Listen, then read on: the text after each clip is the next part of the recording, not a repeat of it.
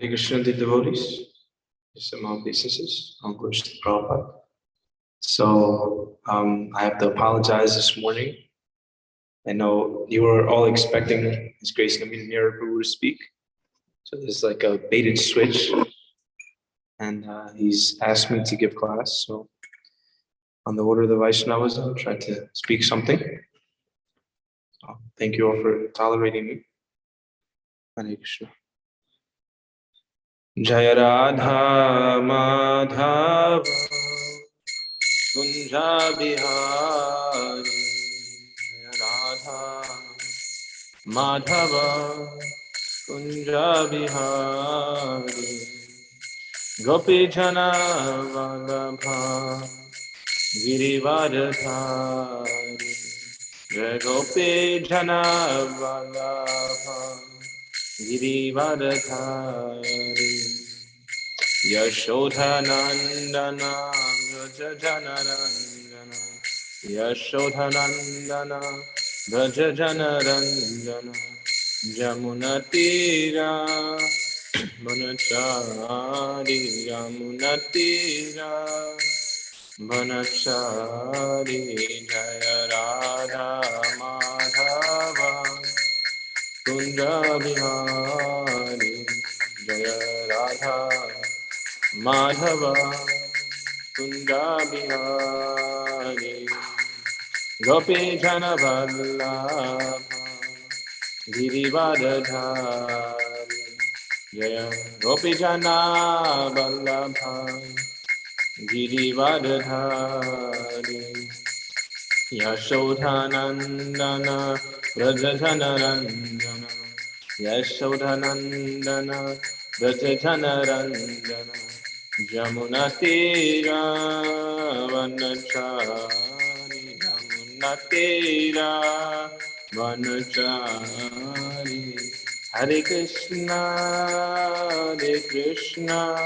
Krishna Krishna Hare Hare Hare Rama Rama Rama Hare Hare Hare Krishna Krishna Krishna Hare Hare Hare Rama Rama Rama Hare Hare Hare Krishna Krishna Krishna Hare Hare Hare Rama Rama Rama Hare Hare Jai Om Srimad Paramahamsa Bhagavatam Ashtottara Shatashi Srimad Divine Grace A.C. Bhaktivedanta Swami Srila Prabhupada Ki Jai Om Srimad Paramahamsa Parivrajakacharya Ashtottara Shatashi Srimad Divine Grace Srila Bhakti Siddhanta Saraswati Goswami Maharaj Prabhupada Ki Nama Acharya Sal Haridas Thakur Ki Ananta Koti Vaishnava Vrinda Ki Prem Se Kaho Shri Krishna Chaitanya Prabhu Nityananda Shri Advaita Gadadhara Shri Vasati Gaur Bhakta Shri Radha Krishna Gopa Gopinath Radha Kunda Shama Kunda Giri Govardhan Shri Vrindavan Dham Ki Shri Navadvip Dham Ki Shri Jagannath Puri Dham Ki Giranagri Dham Ki Tulsi Devi Ki Bhakti Devi Ki Yamuna Mai Ki Ganga Mai Ki Samaveda Bhakta Vrinda Ki All glories to the Sum devotees Hare Krishna. All glories to the Sum devotees Hare Krishna. All glories to the Sum devotees Hare Krishna. All glories to Shri Guru and Shri Gauranga. All glories to Srila Prabhupada.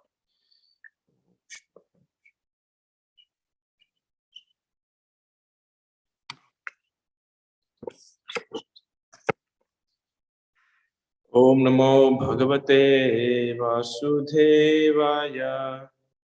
Om Namo Bhagavate Vasudevaya. Om Namo Bhagavate Vasudevaya. Narayanam Namaskrityam Narachaiva Parottamam Devim Saraswatim Vyasam Tato Jayam Mudiraya Astapreshu Bhadreshu Nityam Bhagavata Sevaya Bhagavati Uttama-shloke Bhakti Bhavati Naishtaki Krishne Swadhama Bhagate Dharma Jnana Divi Saha Kalavana Sadhasa Mesha Purana Kodhuno Ditaha. So continuing our study of the Srimad Bhagavatam, we are in the 4th canto, entitled The Creation of the Fourth Order. Now today we are starting a new chapter, chapter 26, which is entitled King Puranjana Goes to the Forest to Hunt. And the verses for today are text 1 through 3.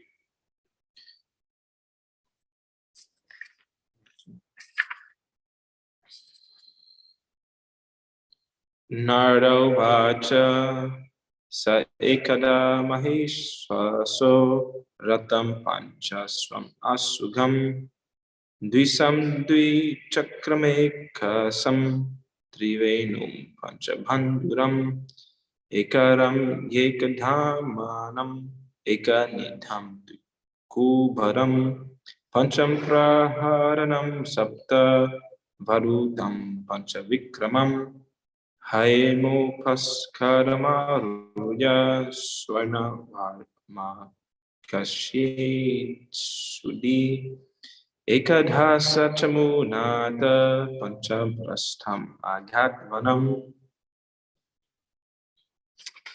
Translation and purport by His Divine Grace A.C. Bhaktivedanta Swami Srila Prabhupada Ki Jai. Translation. The great sage Narada continued.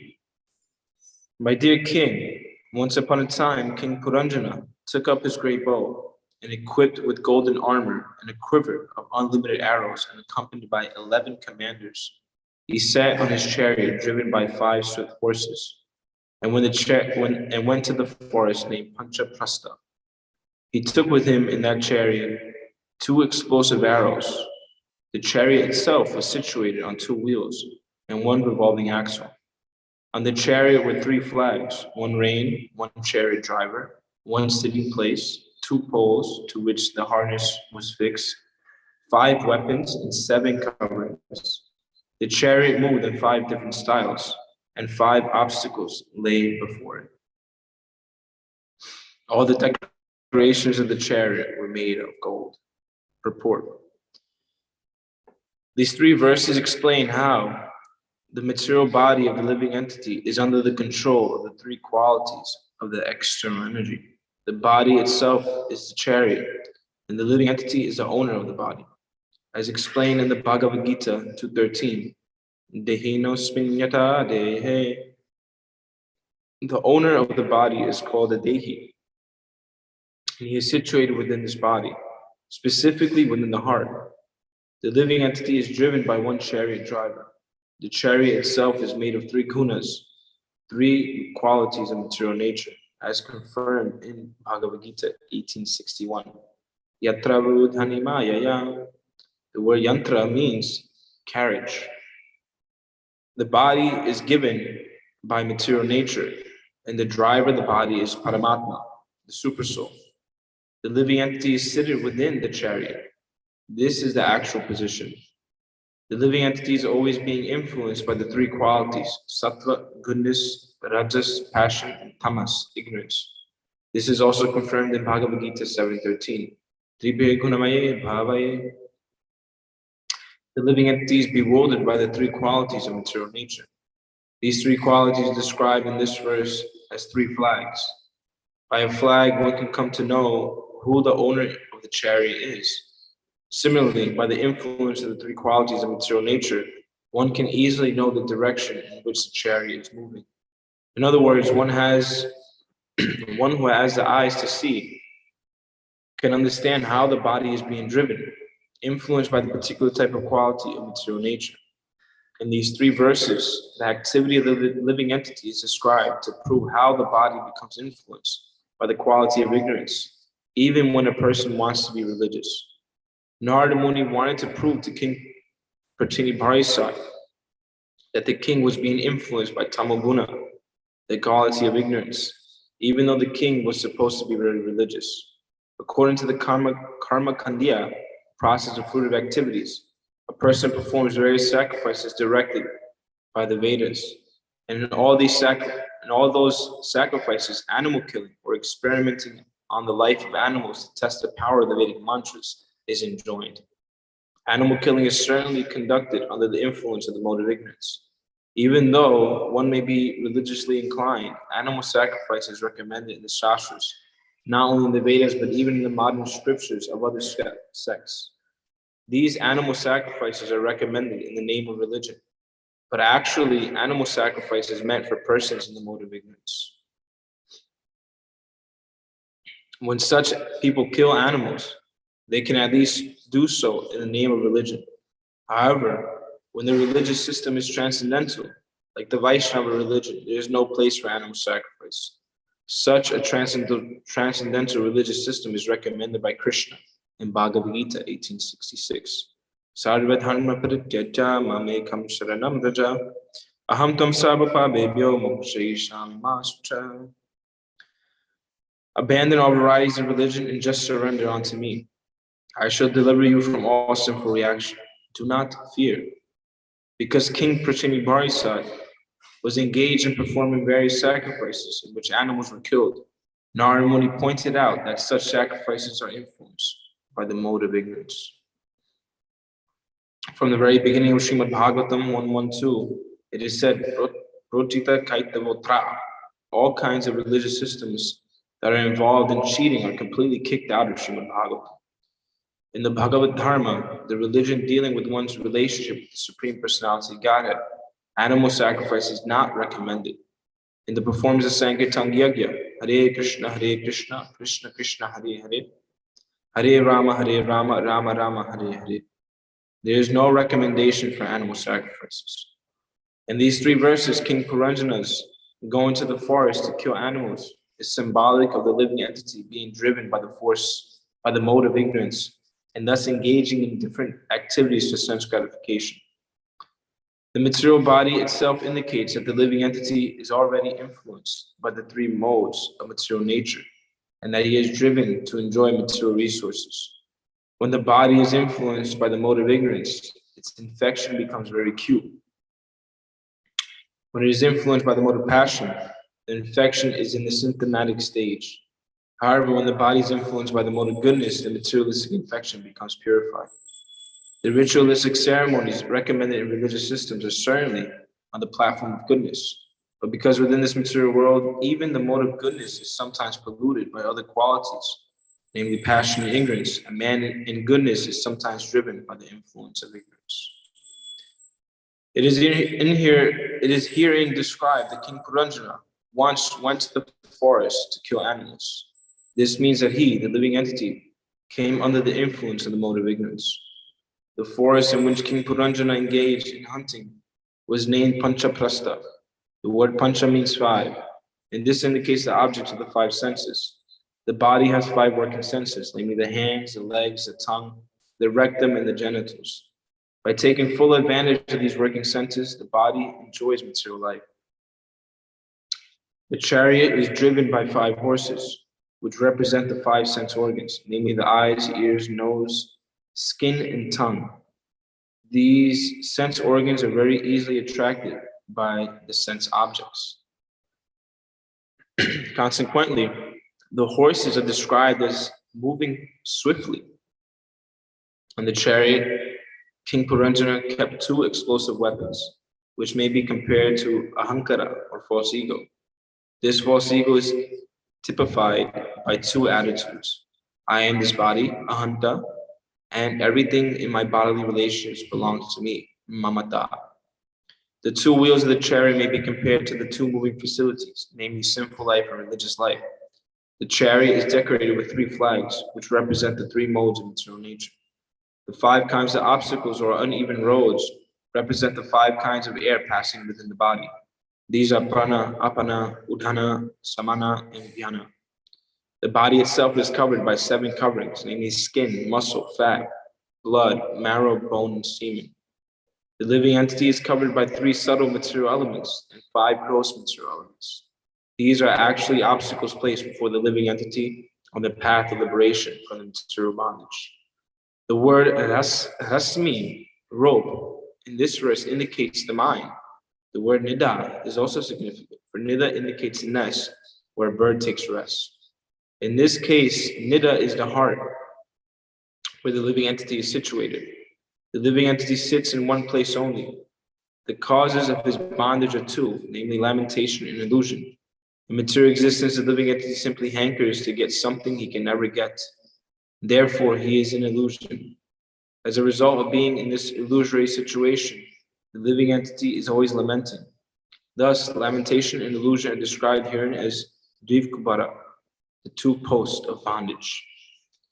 The living entity carries out various desires through 5 different processes, which indicate the working of the 5 working senses. The golden ornaments and dress indicate that the living entity is influenced by the quality of Rajaguna, passion. One who has a good deal of money or riches is especially driven by the mode of passion. Being influenced by the mode of passion, one desires so many things for enjoyment in this material world. The 11 commanders represent the 10 senses and the mind. The mind is always making plans with the 10 commanders to enjoy the material world. The forest named Panchaprastha, where the king went to hunt, is the forest of the 5 sense objects: form, taste, sound, smell, and touch. And thus, in these 3 verses, Narada Muni describes the position of the material body and the engagement of the living entity within it. Hare Krishna. Om Jnanatirmirandasya Dhananjana Salakaya Chachururmilitam Yena Tasmai Shri Gurave Namaha. Shri Chaitanya Manobhishtam Sthapitam Yena Bhutale Swayam Rupa Katamaya Dhati Swapadhantikam Bandeham Shri Guru Shri Yuta Patakamalam Shri Gurun Vaishnavam Shra Shri Rupam Sagrajatam Sahagana Raghunatam Vitam Tam Sajivam Sabhetam Sabdutam Parijana Sahitam Krishna Chaitanya Devam Shri Radha Krishna Padam Sahagana Lalita Shri Vishakanvitam Shra He Krishna Karuna Sindhu Dinabandhu Jagatpate Gopesha Gopika Kanta Radha Kanta Namusate Tapta Kanchana Gaurangi Radhe Vrindavaneshwari Vrishabhanu Sute Devi Pranamami Hari Priye Vanchapatarubhyashta Kripa Sindhubhyaiva Cha Patitanam Pavanebhyo Vaishnavebhyo Namo Namaha. Jaya Shri Krishna Chaitanya Prabhu Nityananda Shri Advaita Gadadhara Shivasadi Gaura Bhaktivinoda. Hare Krishna Krishna Krishna Hare Hare Hare Rama Rama Rama Hare Hare. Mukam karoti vachalam pangalam hayadegiri kripat mapande shigaram nitaranam brahmanam chaitanya ishwaram.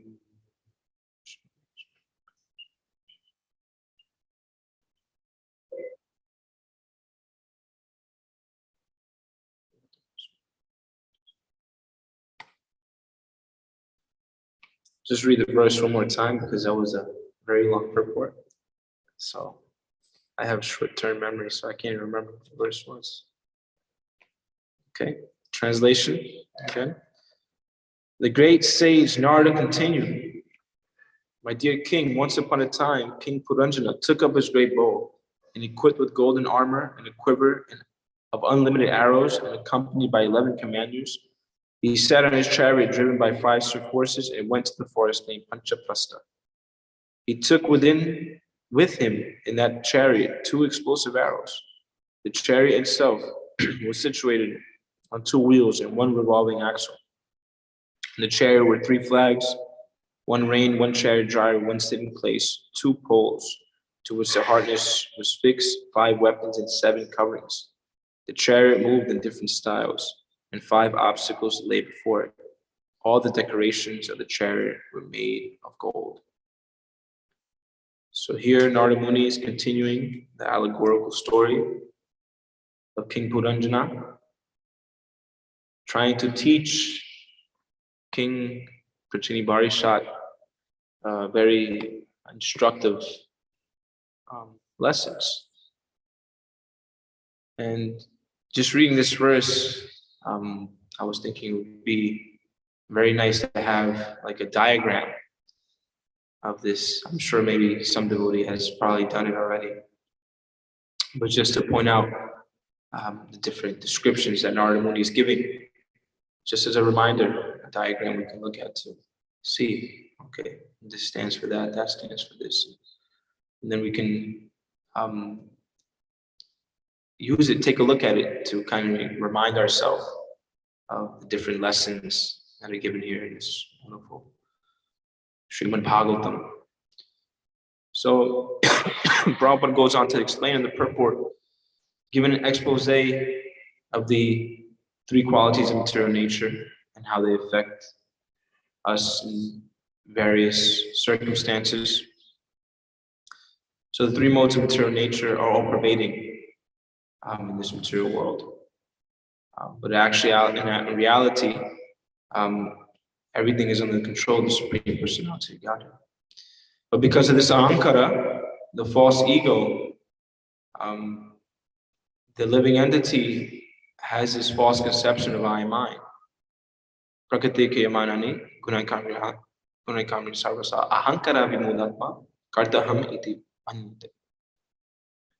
So it's described that in the Srimad Bhagavad Gita by Krishna in the 3rd chapter that the living entity bewildered by the false ego considers himself the doer of activities which are in actuality carried out by the three modes of material nature. So in this material world, actually, when we're going about our activities, or when the living entity is going out about his activities, he's being influenced by the three modes and everything that he's doing. So when Prabhupada is describing in this purport how influenced by the three modes, one goes about to carry out certain activities.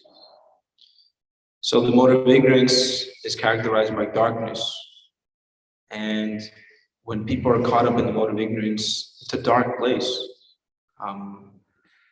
You can say the mind, the picture that comes to my mind of the mode of ignorance would be like someone who's kind of in a homeless position, very dirty, lethargic.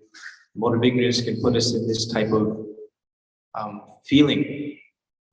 The mode of passion, what comes to mind is like the classic Wall Street tycoon who's hustling and bustling, trying to make the money, trying to make it big, millions and millions and millions. The mode of goodness is like the peaceful yogi in the forest. So these three modes are acting upon us in this material world. And according to the modes of material nature, our thoughts are influenced, our actions are influenced, our activities are influenced. And what's interesting is Prabhupada is pointing out here another point also, that when we talk about a transcendental system, we can actually get to a point where we rise above the modes. And Prabhupada here was mentioning about animal sacrifices, but in this age it's not something that's recommended and something that's not advised to do.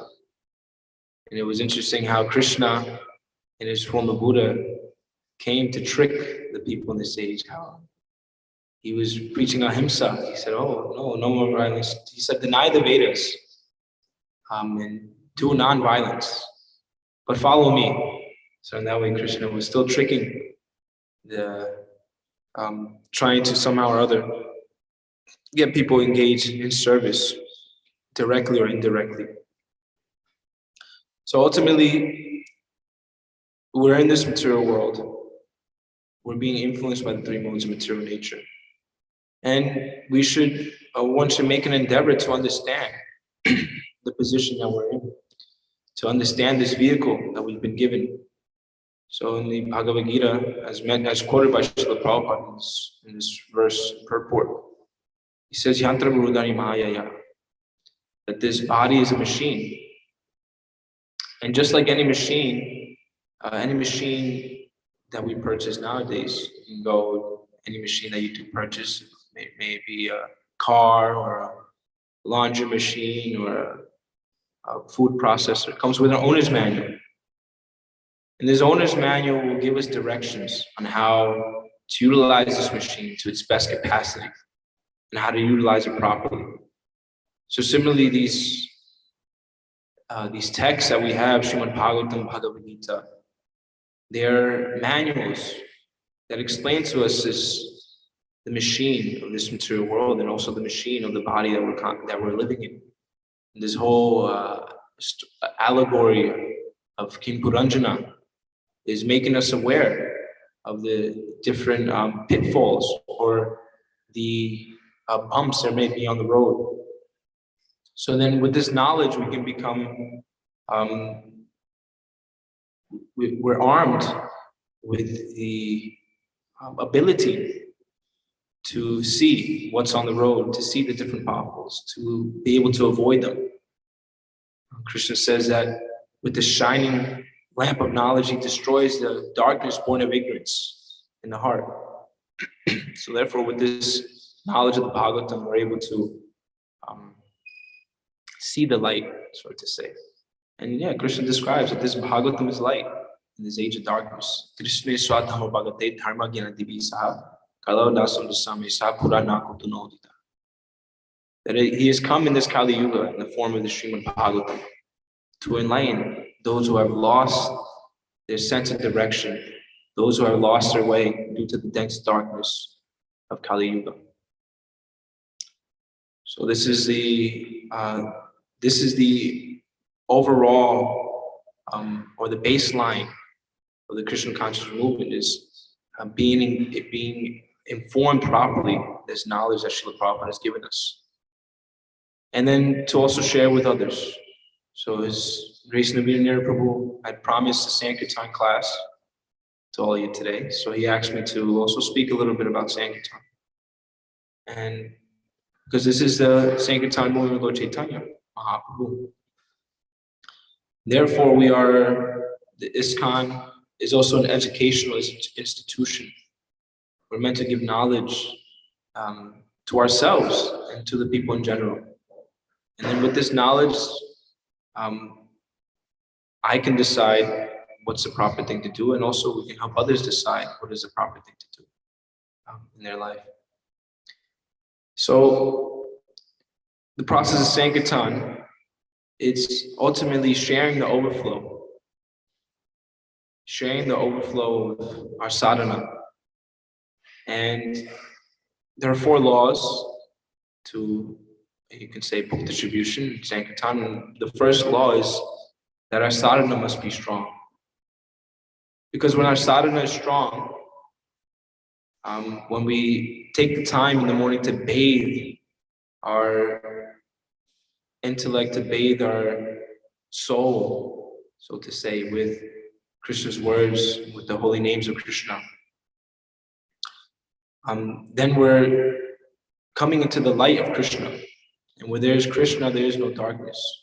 So we take that time in the morning to really focusly, with great intention and focus, cry out to Krishna.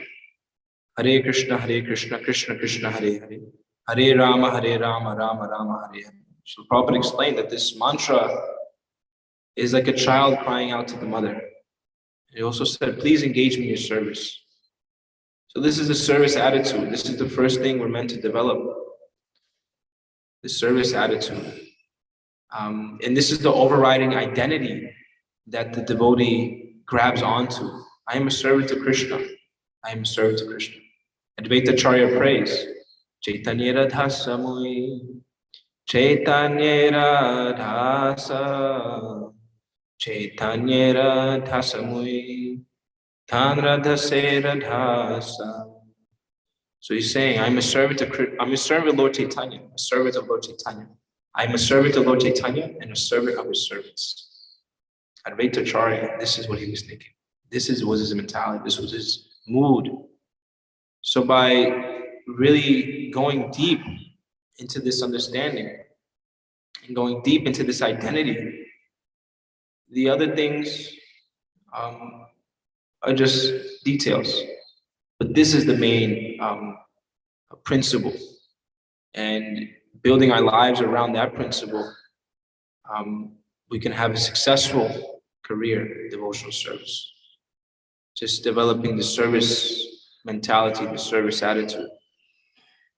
And so with this service attitude, and by deeply praying for this attitude, we can help ourselves and help others.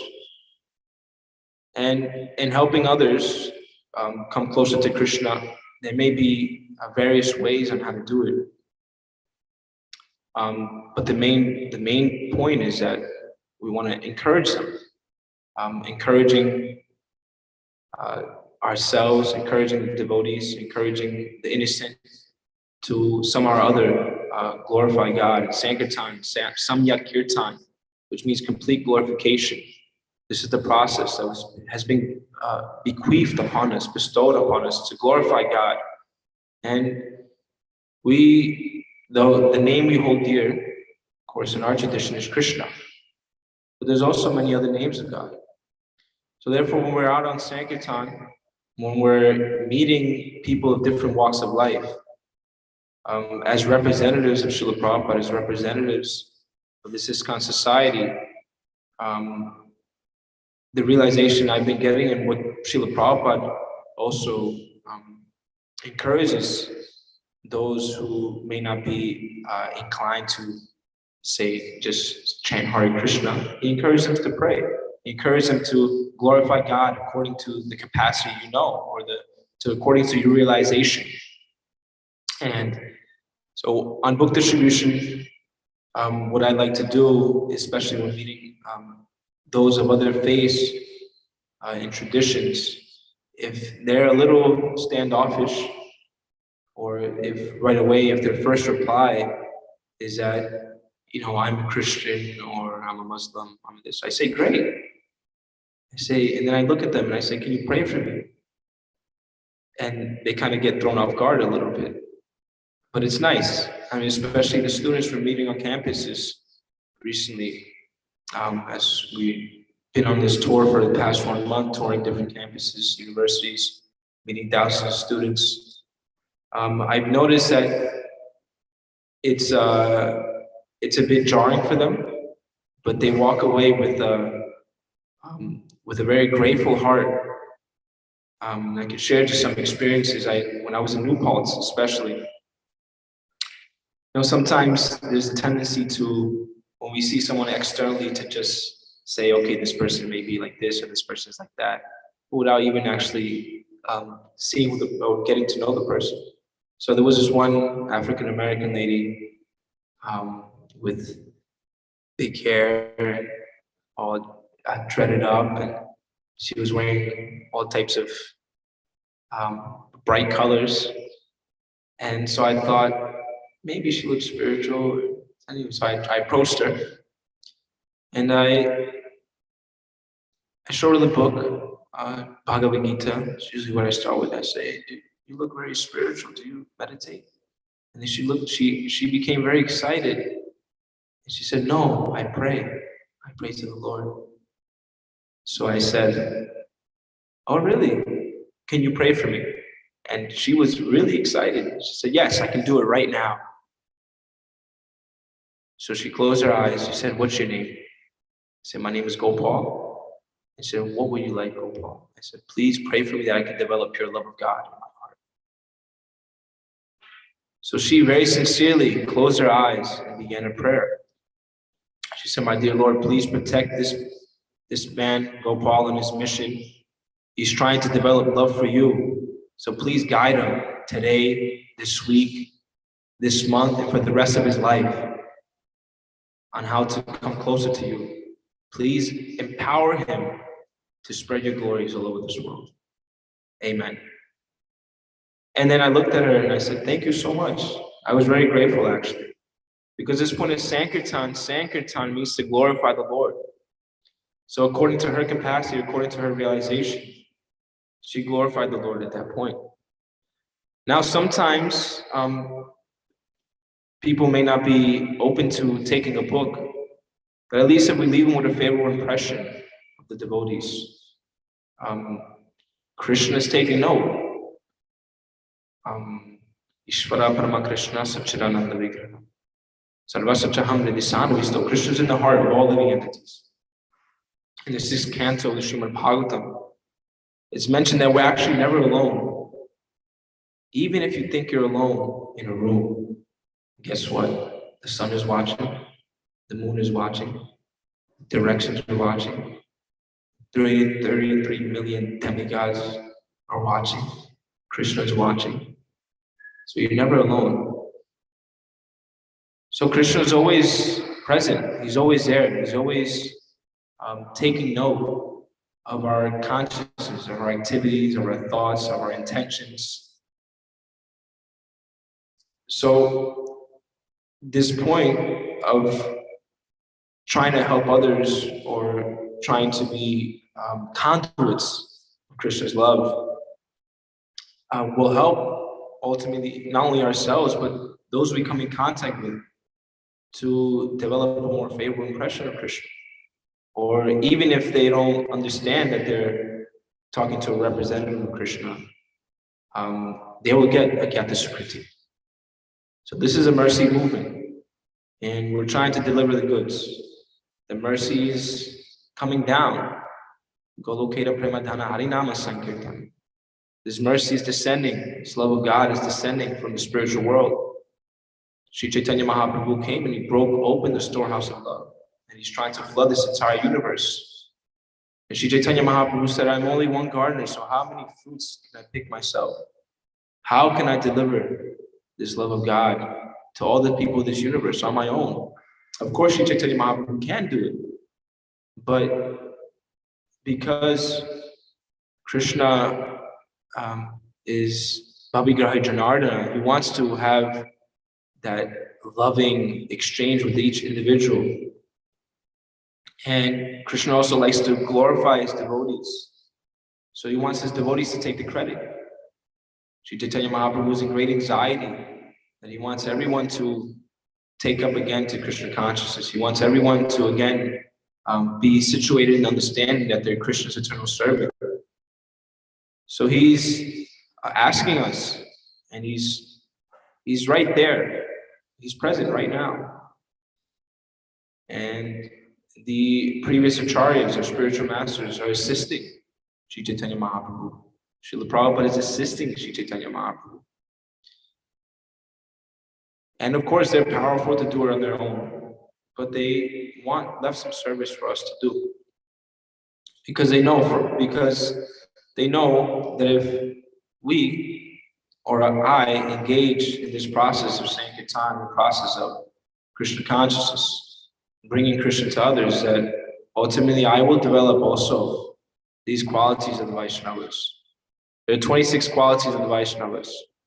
And the 26 qualities we can meditate on, we can pray. Every day when the curtains open up and we're looking at Shri Shri Radha Damodar, we can request them, please empower me.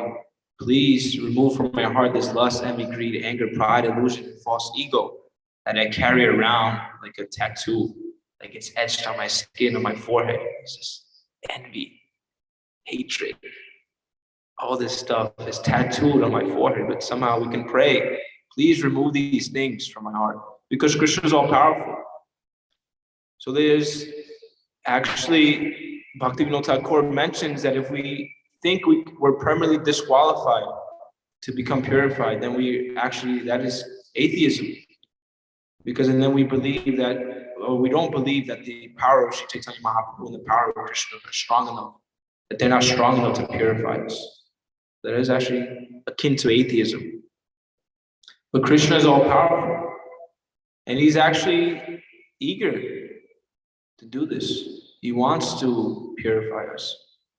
But the two things remain. There's two things that are there. There's two ingredients that are there in advancement in Krishna consciousness. And we learned this in the Damodar Lila. When Mother Yashoda is trying to bind Lord Krishna, it comes up 2 fingers too short. the ropes come up 2 fingers too short. And the acharyas explain that these 2 fingers represents, one is Krishna's mercy. Of course, we know not even a blade of grass moves without the will of the Lord. So that's Krishna's mercy. Krishna's mercy is ever present in everything in this universe. And the second factor is our own endeavor. So our own endeavor has to be there to engage in this process. We have to consciously, Krishna consciousness, consciously think of Krishna, consciously work on clearing the dust from the heart. Chaito Dharpana Marjanam. Chaito means the heart. Dharpana means mirror. Marjana means to cleanse. So this is a conscious process. I was talking with Bhakta Abe this morning, and we were just, before Mangalarti, we were sitting in the Prasadam hall, chanting. Then we just got into a little quick discussion. And we were talking about how, yes, it may take many lifetimes, but it's the scrubbing of the pot, and it has to be done, and we have to put our effort into it. It's like, have any devotees here ever seen a black pot? Like, it's just caked on grease. It's just like, it looks like, it needs a little work. Now imagine that 1,000,000 times over in my own heart. And when you get the barkeeper's friend on there, and you got the steel wool, and you're just scrubbing away, scrubbing as hard as you can, using all your elbow strength, your shoulder, you're just leaning into it, and it seems like nothing's happening. But it's happening, slowly, and surely. In the Brahma Samhita, Lord Brahma mentions, or this is actually the last 5 verses of the Brahma Samhita, Krishna is speaking them, but he mentions in the 59th verse that devotional service is achieved in, or pure devotion is achieved in slow degrees. And he mentions a few things. He says, by constant endeavor, by theistic conduct, and by scriptural injunction. So these 3 points in our advancement are very crucial. Means constant endeavor in our engaging in devotional service. Theistic conduct means that we have to have the shastras. We have to have, scriptural injunction means we have to have the shastras nearby. We have to have the words of Krishna ever present in our lives. So reading every day, Bhagavad Gita, Srimad Bhagavatam, Nityam Bhagavata Sevaya, this will keep keep us in cleansing mode, or the cleansing consciousness. And theistic conduct means, and Srila Bhaktisiddhanta Saraswati Thakur describes in the purport, that it means putting ourselves in the association of the sadhus, of the devotees who are engaging sincerely in Krishna consciousness. Because we will be able to see and to pick up on how they're engaging in the process, and how we will see how Krishna consciousness transformed their lives. And then we'll take a look and say, hey, I want that. I also want to become pure like that. I want to become surrendered like that. And my Guru Maharaj mentions that what we appreciate appreciates. Or in other words, when we see some qualities in a devotee, instead of having the default setting of this material world of envy, this is the all-pervading factor, or the baseline of the material world is envy. We can look at one living entity, or even we can look at other devotees, and the devotee may be an expert cook, and we just think, oh, but you know what? He doesn't make that so nice. Or he may be an expert kirtanier, and we say, oh, but when he pronounces the word, it's a little off. We can look at the faults, but the mentality actually that a devotee should aspire for is that of the mentality of a being. And I was recently at State College, We were there for the program, and I was given this analogy to a few of the newcomers: the bee mentality or the fly mentality. So I asked one of the boys, I said, "What is your favorite sweet?" And he said, "Strawberry Starburst is my favorite sweet." So I said, imagine that you have a whole mountain of strawberry Starburst. And in that whole mountain of strawberry Starburst is just one speck of dust. Now the fly mentality, the fly will see that one speck of dust and just lay on it and just say, "Look at that disgusting piece of you know what." But the bee, in a pile of garbage, will see just one starburst still wrapped up. And we'll look at it and say, "Wow, look at that nice piece of starburst that's there. It's so nice, and it's wrapped up and it's ready for us to take care of." So the devotee should aspire for this bee mentality. Now it isn't that we give up our discrimination, because also in the nectar of instruction it's advised that things that we should avoid, things that we should accept. And even in the engaging in Sankirtan, or as we go about our lives in devotional service, there's 4 types of people that we can come in contact with. There are those that are more advanced in ourselves, and those we should humbly submit to and serve. There are the devotees that are we consider our equals, and with them we should make friendship with. There's the innocent people who aren't averse to Krishna, they're not averse to God, they're not atheists, but they're just innocent, they've just been misguided and misdirected. And for them, we can pour in the mercy, just pour it on them, give them as much as they can handle. And then there's the envious. And even with the envious, Srila Jiva Goswami recommends that even though we avoid the envious, we should avoid them, look at them from a distance, and then pray for their well-being. So the power of prayer, that's the secret weapon. We can always pray. Pray for ourselves, pray for others, and no one can take that away from you. So even now we have these 30 guests that are visiting, and even though even there's different ways we want to make them favorable to some extent, so we can pray to Radha Damodar. When the current's open, we can say, "Radha Damodar, please, some or other, you make some arrangement that these 30 guests that are visiting Girinagri now can some or other gain a little taste for service to you, gain a little love for you, come a little closer to your Lord's feet." And ultimately, that's what we're doing as aspiring devotees, is trying to bring others to the shade of the lotus feet of Shri Shri Nitai Gaura Sundar, Shri Shri Radha Damodar. And that will be the perfection of life. So we're striving, we're working, we're trying our level best. And on this path of self-realization,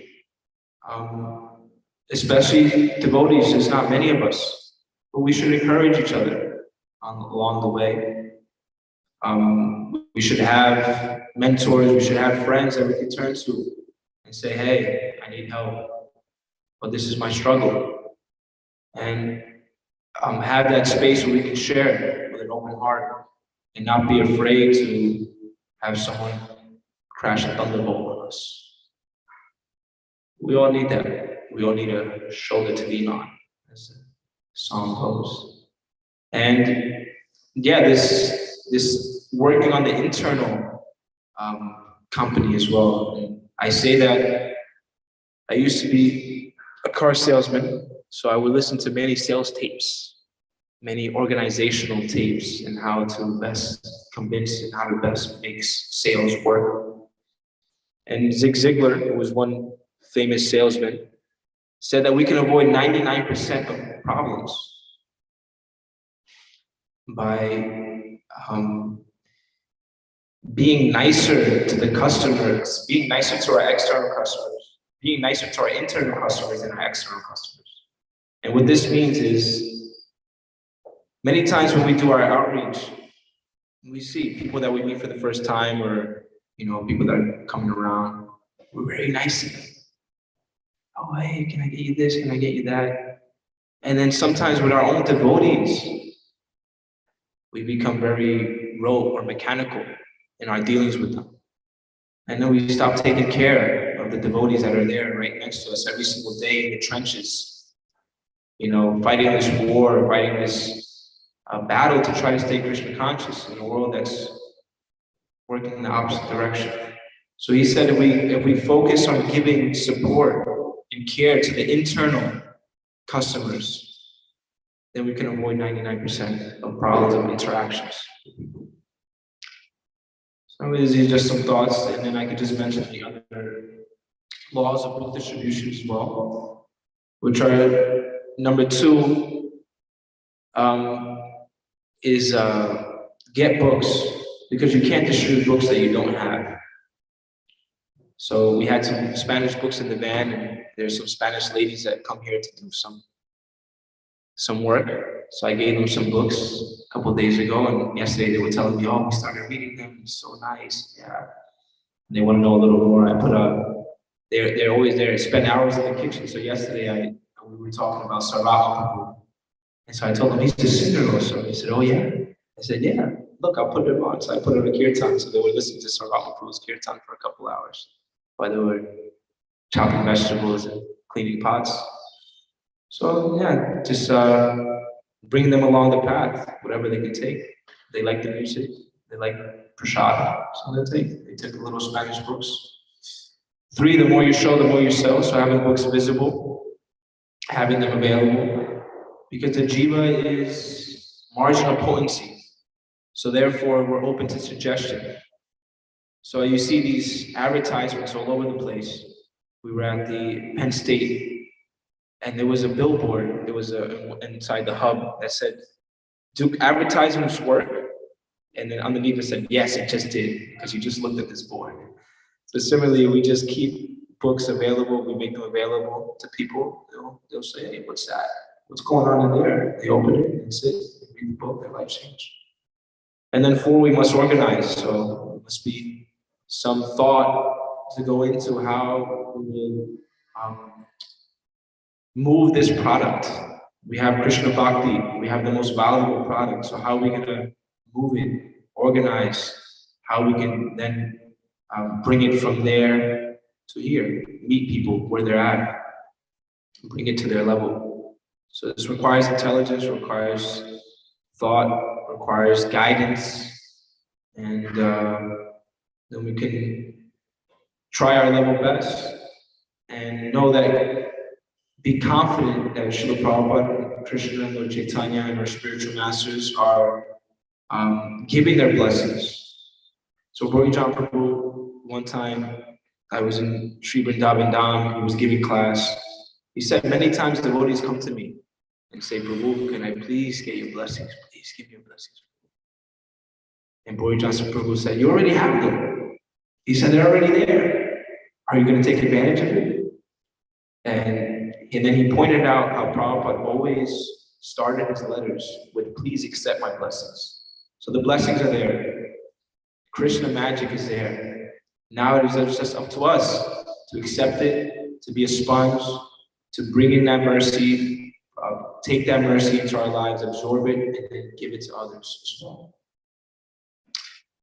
So that is my little spiel here. Again, sorry for the bait and switch. I know you're expecting His Grace Navina Nira Prabhu here. I'm just sitting at his feet, trying to share what I've learned, what I've gotten from him and my spiritual masters, the Prabhupada, reading his books. Hare Krishna. Does anybody have any more questions, comments, corrections?